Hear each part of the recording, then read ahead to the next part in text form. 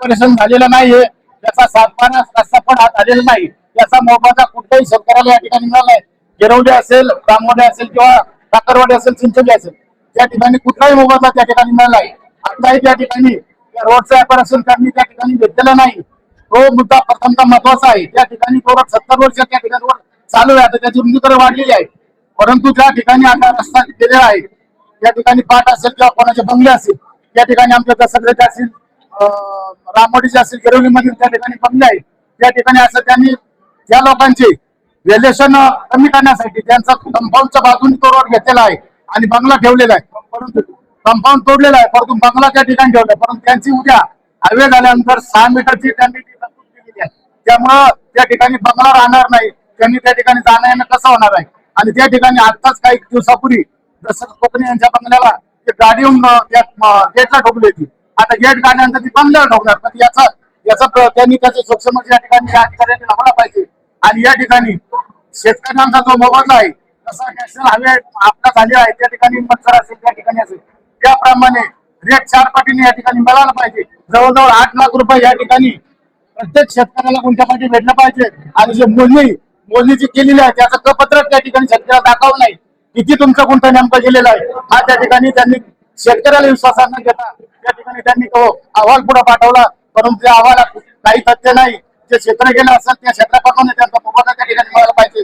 ज्या ठिकाणी मनसर असेल, आपला नाशिक हायवे असेल, त्या ठिकाणी 7-8 लाख रुपये काढले, त्याप्रमाणे या ठिकाणी आपल्या सर्व शेतकऱ्यांना त्या ठिकाणी मोबदला मिळाला पाहिजे. रोड होणं हा सर्वांना पाहिजे, परंतु त्या ठिकाणी मोबदला मिळालाच पाहिजे. पुढे आम्ही आंदोलन सर्व शेतकरी म्हणून आम्ही त्या ठिकाणी चांगल्या प्रकारचे आंदोलन करू. सर्व या ठिकाणी रास्ता रोको करू. जेव्हा अल्पभूधारक असतील, या ठिकाणी बऱ्याच लोकांच्या जमिनी असे गेलेल्या आहेत, तर त्यांना त्या ठिकाणी अल्पभूधारकच्या पेक्षा कमी झालेले आहेत. आता पाट असताना पाटामध्ये काही लोकांच्या जमिनी गेल्यात, त्याचा पुन्हा रस्ता गेलेला आहे. त्याच्यामुळे या ठिकाणी त्यांचं अजून भूमिहीन होण्याची परिस्थिती त्या ठिकाणी निर्माण झालेली आहे. या ठिकाणी साधारणतः चिंचोलीला 1,30,000 याप्रमाणे त्यांनी डबल 2,60,000 केलेलं आहे. 12% व्याट आहे आणि त्याच्यातून 20% परत कपात आहे. गिरवलीमध्ये 1,22,000 रुपये त्यांची सुद्धा या ठिकाणी मिळवणूक केलेली आहे. ठाकरवाडीचा रेट 1,20,000 यांनी काढलेला आहे. या सर्व चुकीचे त्यांनी या ठिकाणी रेट काढलेले आहेत, हे कोणत्याही शेतकऱ्याला मान्य नाही. आम्हाला सरकारने कमीत कमी गुंठ्यापाठी 8 लाख रुपये दिले पाहिजे, ही आमची सर्व शेतकऱ्यांची भावना आहे आणि आम्हाला मिळाले पाहिजे ना. अन्यथा नाही मिळालं आम्ही आंदोलन मोबदला 7 ते 8 लाख रुपये दिलेले आहेत. नॅशनल हायवे नाशिक आणि पुणा या रोडला त्या ठिकाणी मोबदला दिलेला आहे.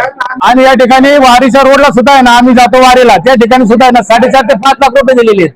आणि झाडांचे या ठिकाणी त्यांनी व्यास व्यवस्थित काढले नाही, त्याचाही मोबदला व्यवस्थित दिले नाही.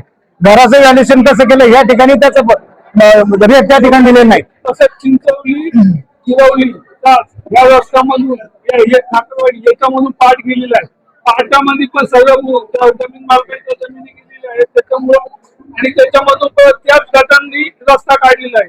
दोन्ही बाजूला रस्ता आणि पाटाच्या मध्ये पण जागा ठेवलेली आहे आणि मधूनच रस्ता काढला. त्याच्यामुळं पूर्ण शेतकऱ्यांचा गट हा पूर्ण बाद झालेला आहे. आणि त्याच्यामध्ये सुद्धा त्या रस्त्याच्या बाजूला सर्व्हिस रोड पण हे लोक ठेवणार आहे.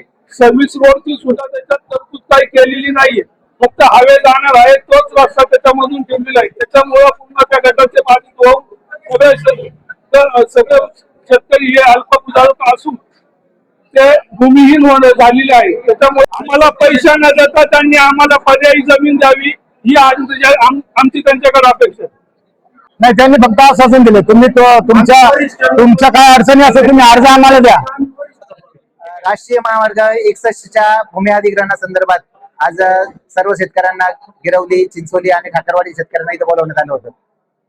परंतु त्याच्यामध्ये शासनाने शेतकऱ्यांना कुठल्याही प्रकारचा विश्वासात न घेता परस्पर बेकायदेशीरपणे हुकुमशाही पद्धतीने ही प्रक्रिया राबवण्याचं काम चालू केलेलं आहे. गिरवली ग्रामस्थांनी काल ग्रामसभा घेतली होती आणि त्या ग्रामसभेमध्ये आम्ही असा ठराव केलेला आहे की जो मोबदला जो आहे तो शासनाने अत्यंत लबाडीने 2013च्या भूमी अधिग्रहण कायद्याचा अर्थ लावून शेतकऱ्यांना लुबाडण्याचं काम याच्या मार्फत चाललेलं आहे. काय रेट दिला?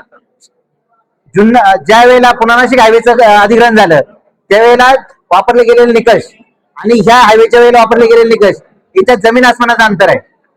यांनी शेतकऱ्यांना कुठल्या प्रकारचे निवेदन देण्याची संधी दिलेली नाही.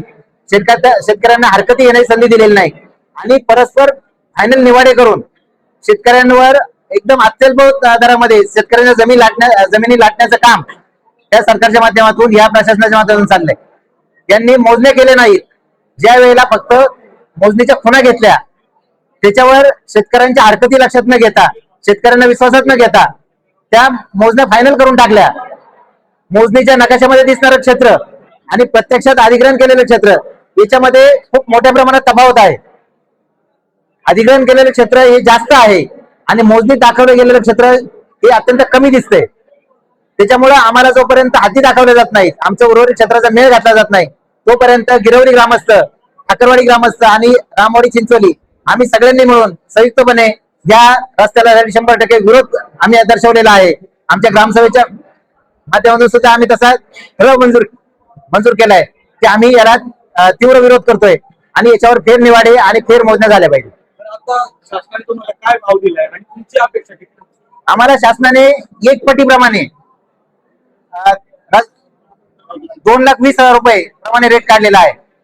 आमचा अपेक्षित दर आज 4 पटीने म्हणजे 4.5 ते 5 लाख रुपये प्रमाणे आम्हाला मिळणं अपेक्षित आहे आणि तो मिळालाच पाहिजे. ती आमची रास्त मागणी आहे.